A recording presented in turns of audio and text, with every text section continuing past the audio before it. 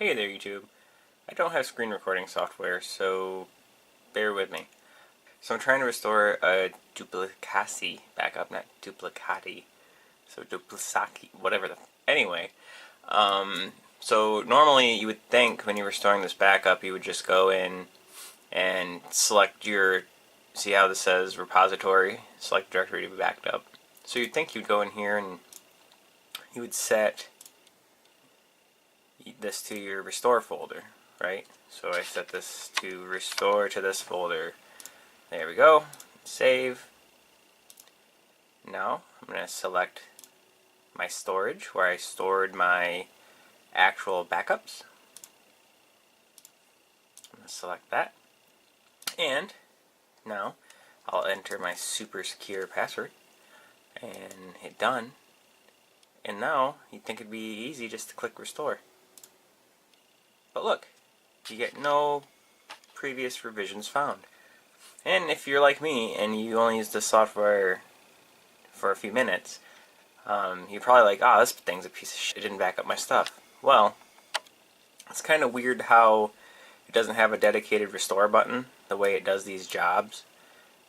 So what it does is when you select this restore to folder, it's actually making a new repository inside this storage folder for this folder, and so the default will be this repository, which makes it break, and you'll keep getting this no previous revisions found error.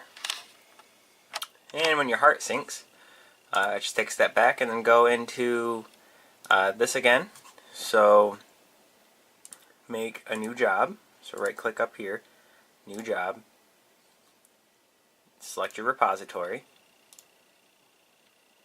which is the place you want the stuff to restore to. Restore to this folder. Okay.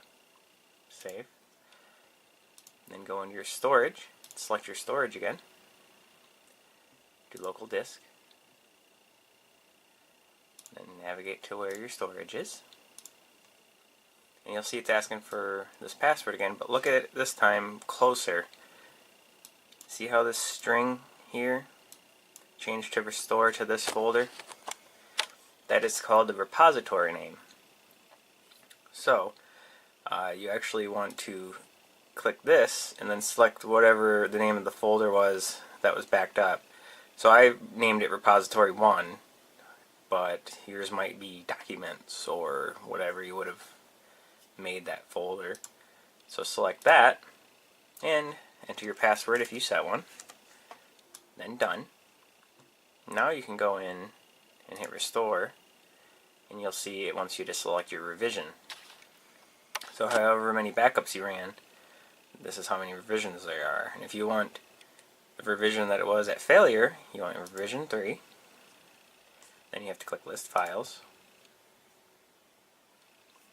And select revision 3 to restore all the files. And then restore. And it does its thing.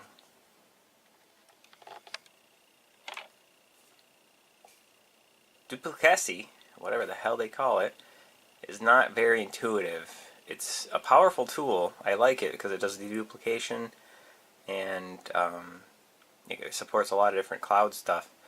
But yeah, definitely, it's not plug and play. It's not as easy as paying for Backblaze or Carbonite or something and just having it wizard you through.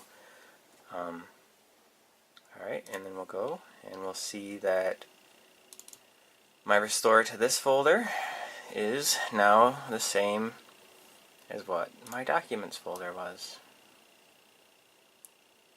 for the most part. I hope that helps somebody out there. Thanks for watching.